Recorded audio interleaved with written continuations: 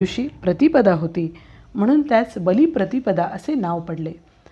आपल्यालाही आपल्या संपत्तीचा, ऐश्वर्याचा, ज्ञानाचा, सौंदर्याचा गर्व चढू नये असा संदेश या दिवशी मिळतो. या दिवशी गोवर्धन पूजाही केली जाते. कृष्ण अवतारात प्रजेच्या रक्षणार्थ गोवर्धन पर्वत बोटावर उचलला होता, म्हणून गोवर्धन पूजा. भाऊबीज यम द्वितीया, कार्तिक शुद्ध द्वितीया. पौराणिक कथेनुसार या दिवशी यम आपली बहीण यमीकडे गेला होता.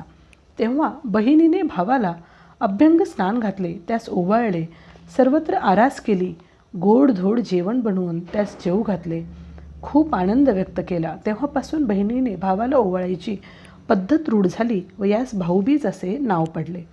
आजही या दिवशी बहीण आपल्या भावाला अभ्यंग स्नान घालते, त्यास ओवाळते, गोडधोड खाऊ घालते, त्याच्या मंगलाची कामना करते व भाऊ तिला ओवाळणी म्हणून भेटवस्तू देतो.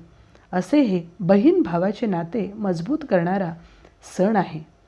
सासूरवाशी नसणारी बहीण या निमित्ताने माहेरी येते व आपल्या माहेरवाशियांसोबत हा सण साजरा करते, आनंदाची उधळण करते. असे हे 5-6 दिवस खूप महत्त्वपूर्ण व आनंदमय असतात.